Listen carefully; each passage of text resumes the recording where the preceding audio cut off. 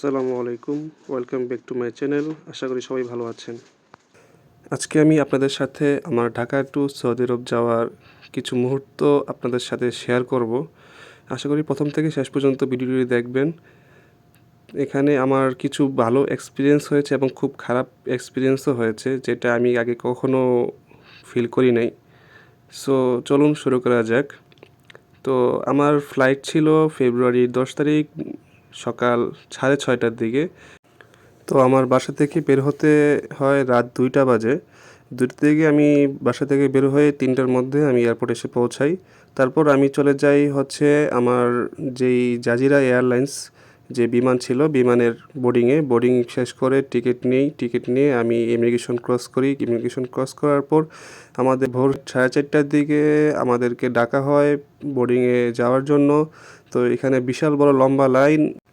বিমানে ওঠার আগে তারা সব কিছু চেক করে, মোবাইল, মানিব্যাগ, ঘড়ি সব কিছু, জুতা টুতা খুলে সব কিছু বের করে আপনার বাস্কেটে রাখতে হয়। তারপর আমরা আমাদের যে জাজিরা এয়ারলাইন্সের যে প্লেনটি আছে সেই প্লেনটি আলহামদুলিল্লাহ এসে পৌঁছায়।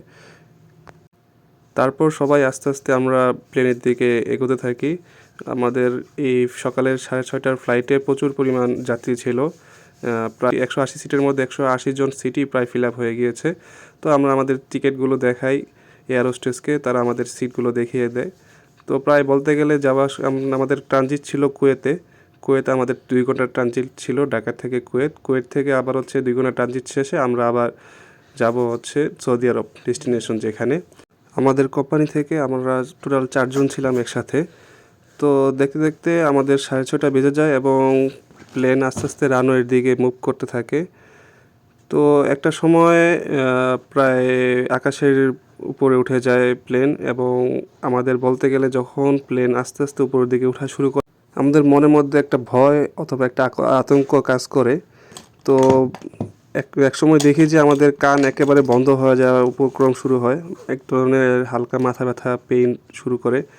তো জাজিরা এয়ারলাইন্সের ওঠার পর আমাদের খাবারের দেওয়া হয়। খাবার বলতে গেলে এখানে আমাদেরকে চিপস দিয়েছিল 1 প্যাকেট, একটা কোকাকোলার ক্যান দিয়েছিল, একটা রোল দিয়েছিল এবং একটা পানি বোতল দিয়েছিল ছোট।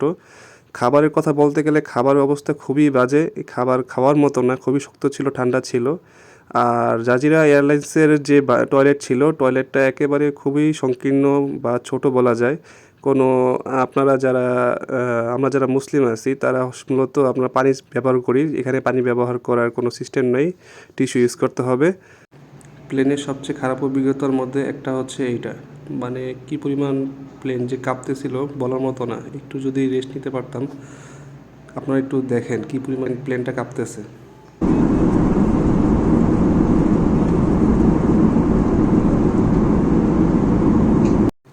প্লেনে বসার স্পেস বলতে গেলে খুব কম ছিল।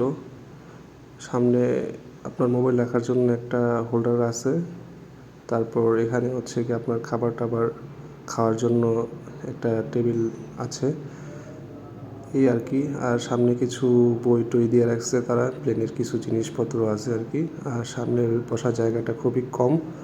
আসলে ট্রানজিটের বিমানগুলোতে মূলত এরকমই হয়ে থাকে।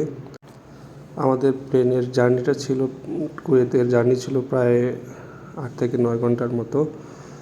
আমরা অলরেডি কুয়েতের কাছাকাছি এসে পড়েছি এবং প্লেন ল্যান্ড করে কুয়েতের বিমানবন্দরে।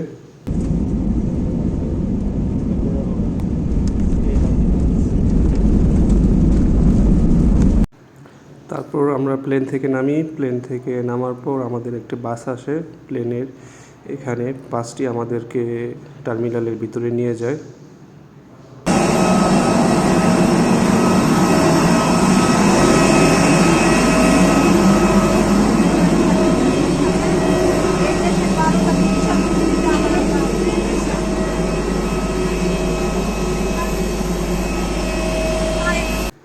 বাইরে মোটামুটি ভালোই ঠান্ডা ছিল যখন আমরা কুয়েতে ল্যান্ড করি। বাইরের পরিবেশ প্রচুর বাতাস ছিল এবং সেই সাথে অনেক ঠান্ডা ছিল বাতাসের সাথে সাথে।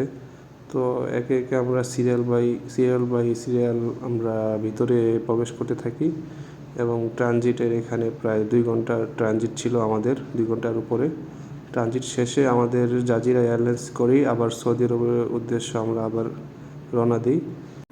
তারপর আমরা আমাদের টিকিটগুলো এয়ার হোস্টেসকে দেখাই এবং তিনি আমাদেরকে সিট প্ল্যান দেখিয়ে দেয়। তারপর আবার সেই আকাশে আবার প্লেন উঠে যায় এবং সৌদি আরবের উদ্দেশ্যে রওনা দেয়। দেখতে দেখতে আমাদের এখানে সৌদি আরবের সময় দুপুর 2:20 সৌদি আরবে ল্যান্ড করে। প্রায় বলতে গেলে 11 ঘন্টার জার্নি ছিল আমাদের এই পুরো লং জার্নিতে। তো আমরা এখানে এয়ারপোর্টে আমরা ওয়েট করি এবং আমাদের কোম্পানি গাড়ি এসে আমাদেরকে রিসিভ করে আমাদেরকে কোম্পানিতে নিয়ে যায়। তো অবশেষে আমরা আমাদের কোম্পানিতে এসে পড়ি। কোম্পানিতে আসার পর তারা আমাদেরকে রিসিভ করে এবং আমাদেরকে মেডিকেল চেক আপ শেষে আমাদেরকে আমাদের কোম্পানির যে ভিলা আছে, যে ভবন আছে, সেই ভবনে নিয়ে আসে। তো বলতে গেলে এই ঢাকা থেকে সৌদি আরব আসার যে জার্নিটা আমার প্রথম জার্নি ছিল লাইফের। তো এর মধ্যেই আমাদের সৌদি আরবের লম্বা জার্নি শেষ হয়। আজকে ভিডিও এই পর্যন্তই। ভালো থাকবেন, সুস্থ থাকবেন। আল্লাহ হাফেজ।